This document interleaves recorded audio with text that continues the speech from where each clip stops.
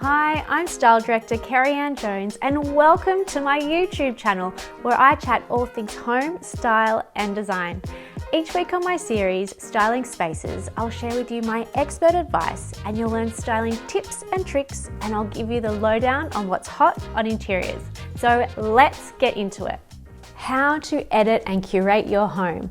I'm Style Director Kerry-Ann Jones and welcome to episode 2 of Styling Spaces. For this episode, I want to dive into my styling philosophy of curating and editing your home. Over our lifetime, we'll collect, buy, find lots of little treasures or be gifted all these little wonderful things to display in our home. Or, let's be honest, shove them into a cupboard. It can be overwhelming knowing how to display it all and make it look good. But one of my secrets to styling a beautiful home is all in the edit and how you put it together. And this is the curation. I'm going to explain to you my creative process for this and show you how you can easily do it too. First up, I'm going to gather some things that I have in my home and I'll show you how I'll curate and style them together.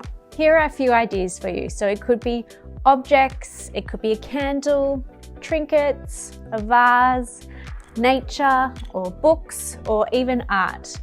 Just anything that's a small to medium size. Now remember to rummage through your cupboards. We always have some goodies stashed away in there that we've forgotten about. There we go. So once you have a few items gathered on your tabletop, start to group a few together that you think will work well as a vignette. You want to create a visual story with what you choose. So here I'm going to cluster these two artworks together because I think they'll look really great. And then I absolutely love this sculptural twig. So I think that'll look really nice in this vase. And I will style that with, I think, some books, and this little bowl is quite cute. So I'm going to style these into vignettes on my shelves in my living room. So let's head over there. So if you don't know, a vignette is a cluster of objects styled together in a beautiful arrangement that tell a visual story. The best part about styling is just experimenting and having fun with it. You can create so many variations of vignettes. I change mine up at home all the time, and my kids are often telling me off for it. But I might have like a new idea for a space that I just want to try, and then I might change it up again next week or next month. What I love is just small changes can really elevate your home and make a space feel new and exciting again. All right, so let's create a vignette. So I'm going to start by placing down items that I want to be the focal point, and then I'm going to build around that using different heights and shapes. So first up, I'm going to start with this artwork. And I want this sort of to be a bit off center, just over here. And then I'm going to layer with this smaller artwork in front. And next, I think I'm going to try this vase, again sitting in front of the artwork. And I just love this sculptural twig, it's just gorgeous. So I'm just going to let that sit in front of the artworks. And then next up, I'm going to do the books. So I think these will look great next to the vase.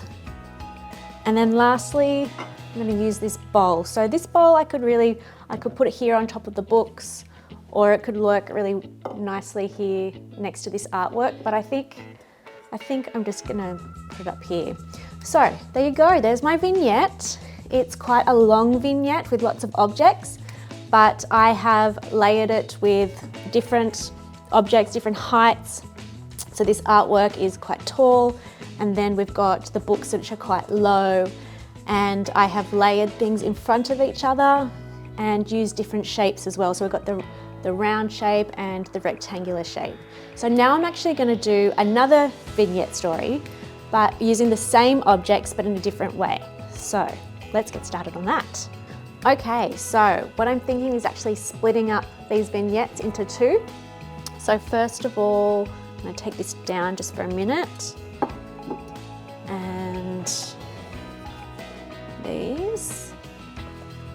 And I think I might move these over here.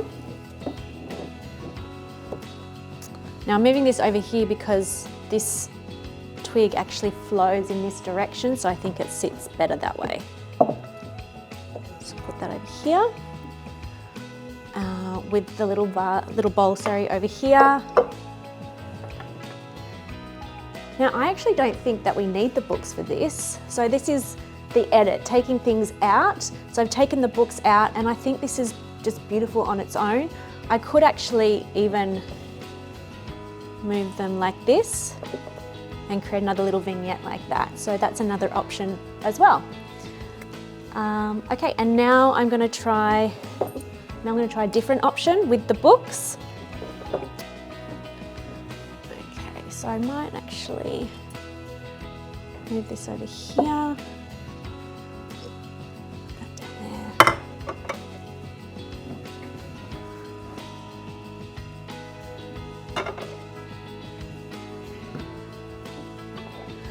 So now I've created, again, 2 separate vignettes, one with just the books and the little dish on top, and then over here I've layered with the artwork and the vase and the twig.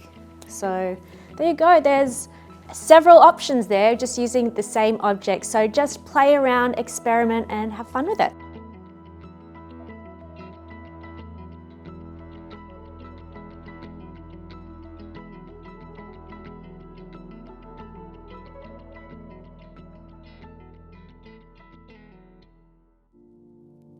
As you can see, the creative process is all in curating different objects together and then editing by adding more or removing some. I'm a strong believer in the less is more theory, especially when it comes to styling. I swear by this. When I was first learning about styling in the early years of my career, I would often load up a vignette with lots of stuff because I thought the more pretty things, the better. But I would often look back at my styling work and just realize I've overstyled this. So I went a little overboard, or you often didn't know where to look. It was just too much, to be honest. And occasionally I still do this, but I have trained myself to edit better. It's just practice and experimenting, then analyzing what you've put together. So remember to always have a focal point, or a hero piece, as I like to tell my students in my styling course. I find this elevates your home because you're focusing on one strong, beautiful point, and that's really all you need. Now, my less is more theory works for me. You might have a very eclectic and laid home with lots of fabulous things, and this might not work for you. In this case, more is more. Own it, go for it. I really do love a laid home, but it's personal preference and what works for you. If you do have lots of things that you have on display, vignettes are still the way to go. You just add more layers with objects. That way it feels intentional and not messy, and that is the key. Over here on the art wall side of my living room, I have taken a more is more approach with lots of art on the wall and several vignettes on my sideboard. It's much more layered than the shelf side of my living room, yet it still looks curated and edited. The key here is in the vignettes and having each arrangement different, so it's interesting when your eye runs along it.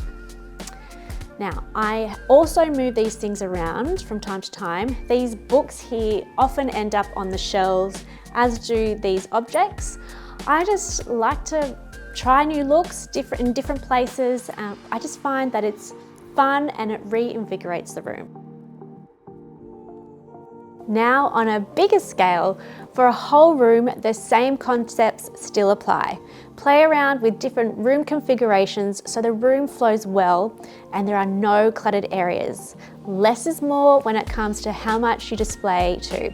So for example, here I've got 2 cushions either side of my sofa, and it definitely doesn't need any more than that.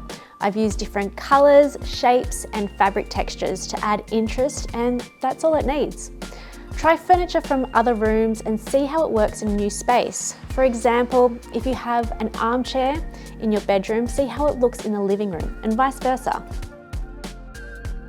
So my takeaway tips for today are: 1, gather all your precious things that you'd like to display and see what pieces work together for a visual story. And then 2, just play around and experiment, have fun. 3, create vignettes, mixing the heights and the shapes. And 4, less is more. And 5, for the more is more, make it look intentional so it doesn't look messy. And 6 is the edit. Take things away, add things in, see how it all works together. If you have any questions, please add them in the comments below and I will get back to you.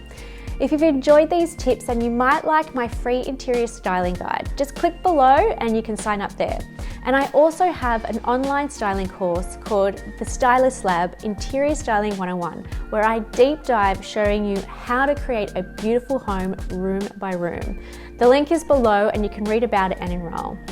And I would be so appreciative if you could give this episode a thumbs up and subscribe below if you've liked what you saw today.